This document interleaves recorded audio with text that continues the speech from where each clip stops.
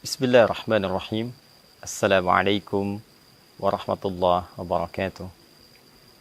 Saudara-saudariku dimanapun Anda berada, Alhamdulillah kita sangat bersyukur pada Allah Subhanahu wa Ta'ala, berbahagia sampai dengan detik ini, hari ini masih diberikan kesempatan untuk beriman, yang dengan iman itu menggerakkan seluruh bagian tubuh dan jiwa kita untuk menaati Allah Subhanahu wa Ta'ala dalam wujud menunaikan ibadah puasa Ramadan.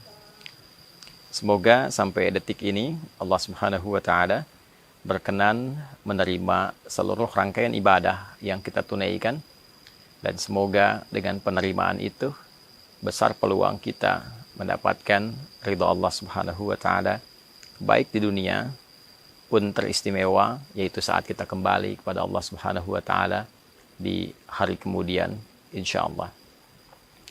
Teman-teman semua, untuk bisa mengetahui bahwa rangkaian ibadah kita diterima oleh Allah Subhanahu wa Ta'ala, maka Nabi sallallahu alaihi wasallam memberikan beberapa standar dan kriteria penerimaan amalan, khususnya terkait dengan ibadah Ramadan yang kita tunaikan sampai detik ini. Di antara sekian kriteria dan standar atau juga alat ukur parameter yang Nabi pernah jelaskan kepada kita umatnya, di antaranya terdapat dalam salah satu hadis yang didokumentasikan oleh Al-Imam Al-Bukhari dalam kitab Sahih beliau, nomor hadis 1894. Pun demikian Al-Imam Muslim dengan redaksi yang serupa dalam kitab sahihnya nomor hadis 1151, diriwayatkan oleh sahabat mulia Abu Hurairah Abdurrahman bin Sakhr radhiyallahu taala anhu.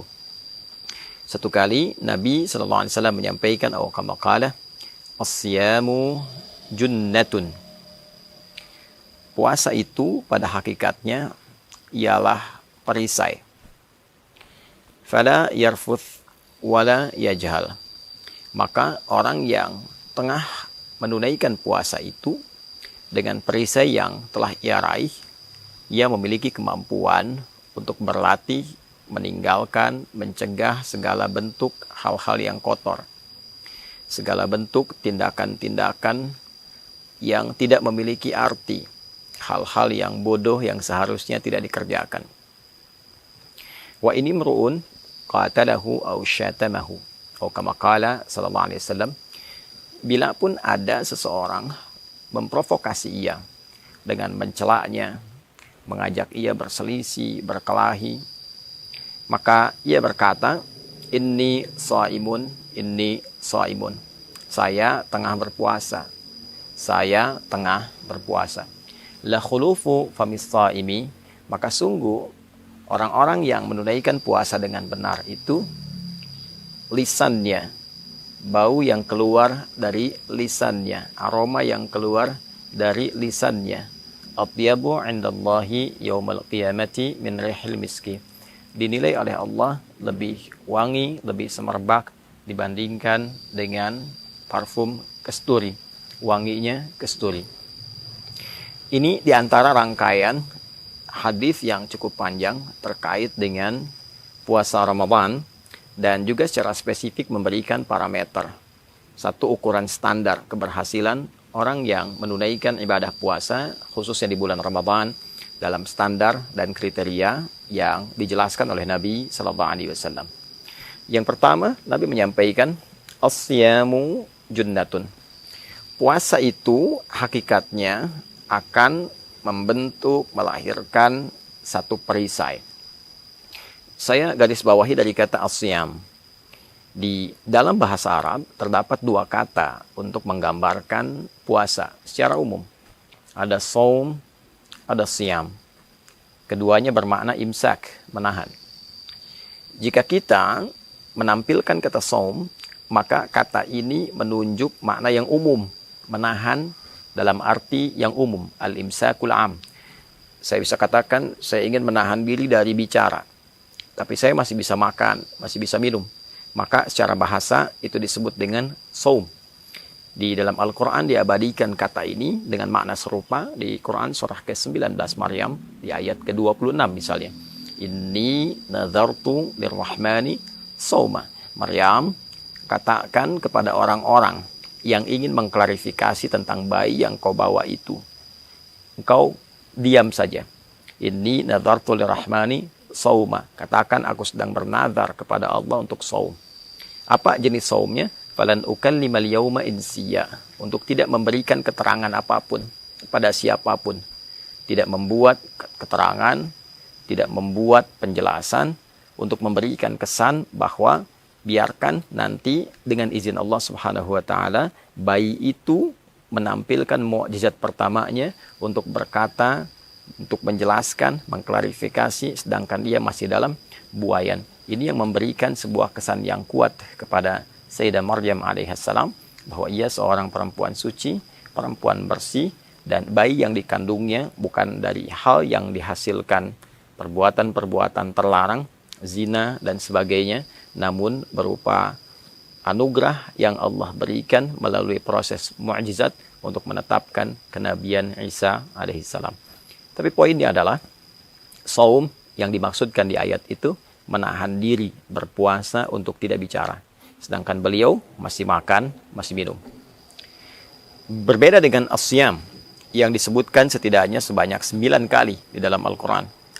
Maka kata as-siyam memberikan makna yang spesifik. Bukan sekedar menahan, tapi juga menahan dengan aturan tertentu. Menahan dengan ketentuan yang telah ditetapkan. Jadi ketika Nabi SAW mengungkap puasa dengan kata as-siyam, seakan beliau memberikan kesan bahwa as-siyamu puasa yang dilakukan dengan mengikuti aturan-aturan itu. Puasa yang dikerjakan dengan mengikuti segala ketentuan yang berlaku di dalamnya. Kapan kita berbuka, kapan kita menunaikan sahur, apa yang dikerjakan saat puasa, apa yang boleh, apa yang dilarang. Puasa seperti itu, as-siyam junnatun, akan melahirkan satu perisai. Yang perisai ini membentuk sebuah karakter. Yang karakter ini menunjukkan keberhasilan seseorang yang menunaikan puasa dimaksud. Maka apa di antara contohnya? Fala yarfuth. Maka perisai ini akan membentengi pelaku puasa dari aneka perkataan dan perbuatan yang kotor.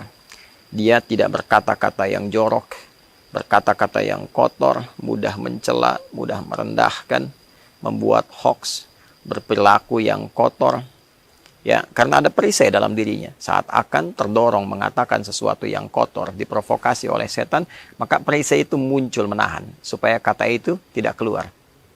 Latihan dimaksud, hasil dimaksud, itu terkonfirmasi dengan keluarnya sebuah karakter dan dijelaskannya oleh Nabi dalam bentuk perisai yang membentengi. Jadi puasa yang benar, standar pertamanya, ya, standar pertama puasa yang benar saat ditunaikan adalah melahirkan sebuah karakter yang mulia, karakter yang baik. Diberikan cirinya oleh Nabi, dia terbebas dari perbuatan-perbuatan yang kotor. Kemudian wala yajhal, dan tidak juga berperilaku bodoh, perilaku yang tidak elok untuk dilakukan. Ya, kalau dalam keseharian, ya kita tidak katakan mungkin satu hal ini taruhlah dosa misalnya dalam contoh ya, tapi tidak elok untuk dilakukan. Seorang kakek atau seorang ayah menaiki sepeda anak 5 tahun yang roda 3 misalnya. Ya, berdosa tidak, tapi itu perbuatan tak pantas sehingga melahirkan cibiran. Ya, itu namanya jahlun, sesuatu yang tidak layak untuk dilakukan. Dalam keseharian banyak sekali perbuatan-perbuatan tak pantas yang kita memang tahu itu tidak boleh dilakukan. Ya, baik yang mengandung dosa ataupun tidak mengandung dosa, tapi dianggap secara etik itu keliru. Sehingga dengan itu berpotensi orang lain malah berdosa dengan perilakunya. Yang melakukan dosa, kita tahu berdusta itu dilarang, membuat hoax itu dilarang, korupsi itu dilarang, mencuri itu dilarang, memecah belah itu dilarang. Ya, atau perbuatan-perbuatan tak elok lainnya yang sifatnya jahil, yang melahirkan bincangan-bincangan publik yang tidak elok untuk didengar. Nah, itulah perbuatan jahalah namanya. Maka orang puasa, dia bisa mengendalikan dirinya. Dia bisa menempatkan diri. Kapan dia bercanda di tempat yang benar. Kapan dia berkata sesuatu yang pantas. Kapan dia menghindari perbuatan buruk. Itulah yang dimaksud dengan as-siyamu junnah. Maka standar pertama yang dijelaskan oleh Nabi ternyata bukan standar peningkatan ibadah ritual. Tapi standar moral, standar etika, standar karakter. Maka orang puasa, bila berhasil puasanya, terjadi perubahan diri. Terjadi perbaikan pada dirinya, terjadi peningkatan moral, semakin beretika dirinya, semakin baik keadaan dirinya, tuturnya semakin baik, perilakunya semakin baik, penyimpangannya semakin dia bisa hindari. Maka orang-orang yang bisa menahan lisannya dari perbuatan kotor, dinilailah oleh Nabi SAW, la khulufu famis saimi. Maka lisan orang puasa itu, karena dia menghindarkan dari perkataan yang kotor, dan kotor itu tidak wangi. Kotor itu bau.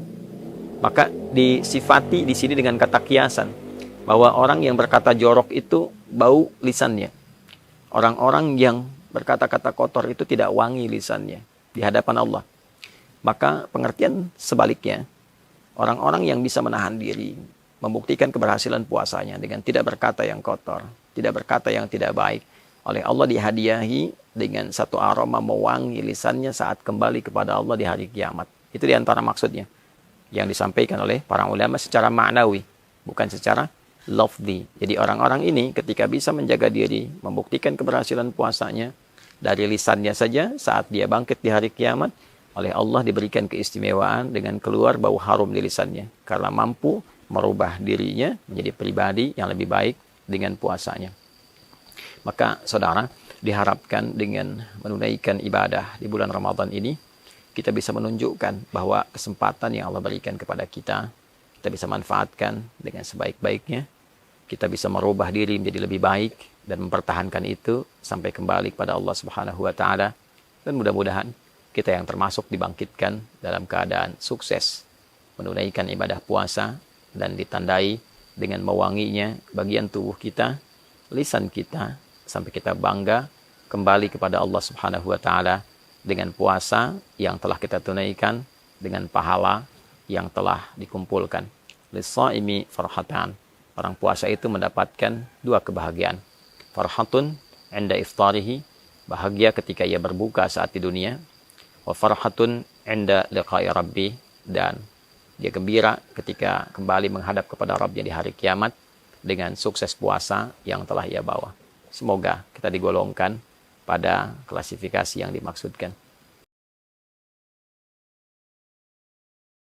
Assalamualaikum warahmatullahi wabarakatuh.